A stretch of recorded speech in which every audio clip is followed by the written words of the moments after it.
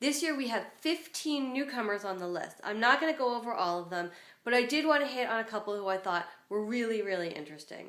We had a lot of women coming onto our list this year, which was great. Zooey is new to the list. She's somebody who had a lot of indie cred and was sort of, this quirky girl who was in movies like Elf or 500 Days of Summer. She had a following, and that was fine. But Zooey just exploded onto the scene this year with New Girl. Running out the door, Jess. I think we should talk about it. Talk about what? About me seeing your peen. New Girl is a bona fide hit for Fox. It attracts about 6 million viewers every week. It's definitely been renewed. It's the kind of show that networks it makes them so happy. It was a hit right out of the mark, and people are talking about it. That's important for networks too. When people talk about a show, when they get passionate about it, it builds a reputation for the network. It means that the DVDs are going to sell. People will watch it on Hulu. All these other things down the line. They love shows like New Girl. She's also used her fame to get some good ad deals. So she does some ads for Pantene. I'm sure you've seen the iPhone ad that Zooey Deschanel does, which is very cute, like everything she does, of course. She's definitely a good newcomer on our Celebrity 100 list. Next, I want to talk about Adele. Adele, of course, has had a monster year. We've seen pop songs be very, sort of innovative and new and all over the place. And now Adele comes back with this very traditional sound, very traditional songs, and people love it. I mean, you look at a song like Someone Like You, everybody knows the song, everybody can sing the song, it's everywhere, it's as big as Rolling in the Deep was. She's a hit maker, and she's got great charisma, and her concerts do really well, and people just love her. She's really got a lot of fame, got a lot of money. She's somebody who's going to be around for a long time. She won a ton of Grammys. So Adele is definitely a worthy newcomer on our list, and we were glad to see her make the list this year. Next, I want to talk about the Kardashians. Yes. Kim and Khloe Kardashian both make our list this year. Now, I feel like this is something that might seem kind of controversial, but you know what? The Kardashians earn it. They do, no matter what you think about them. They know how to make money, they earn a ton of money, and they know how to stay famous. They are famous for being famous. So let's give them credit for that. I mean, I think they've earned it.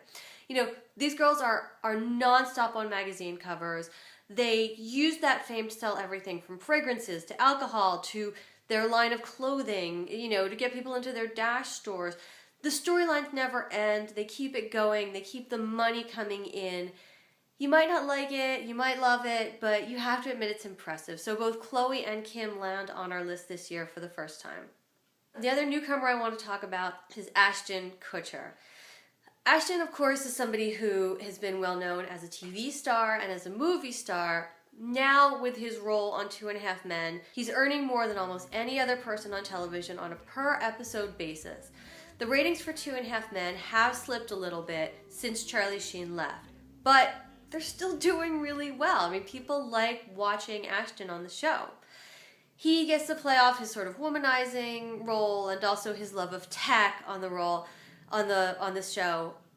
Ashton Kutcher, in addition to being an actor, is an investor, and he's a very savvy investor.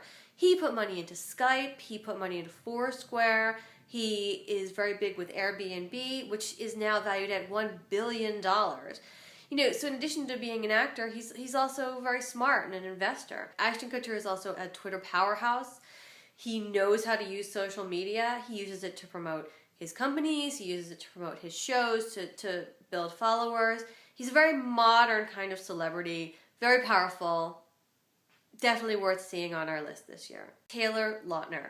Now, his Twilight stars, Robert Pattinson and Kristen Stewart, have been on the list before. This is the first time that Taylor makes it, and actually, Robert Pattinson fell off the list this year. So the reason that he's on there is because he just had more social networking power. He had more fame than Robert Pattinson did in the last 12 months. They both earned the same amount of money. Taylor was just in the limelight a little bit more. He just squeaked past Pattinson. But, these Twilight stars are very, very famous. Last year, everybody said, why wasn't Taylor Lautner on the list? Here he is this year. Enjoy. The last person I want to talk about is Melissa McCarthy. And Melissa McCarthy is, of course, a very, very funny star. She's somebody who has broken so many stereotypes that we love seeing her on this list. She had a great year this year. She won an Emmy for Mike and Molly, which is a huge hit for CBS. Please, she threatens to move out once a month. She packed her bong. All right, I'll go talk to her. She also had Bridesmaids. I really appreciate what you do for this country, and I respect the hell out of you. That's great. I'm not an air marshal. I'm gonna take a nap. Awesome. Cool. I'll take the first watch. I'm not an air marshal. You don't need to take a watch.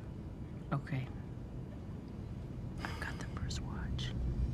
And Bridesmaids, of course, was a movie that made way more money than anybody thought it was going to. It supposedly proved that women can be funny, but of course women are funny. That's just silly.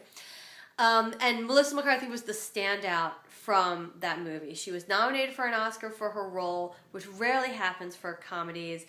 She's had a huge year. She's got a lot of fame. She's making decent money. We're going to see her in more films coming out. She's now a Judd Apatow favorite.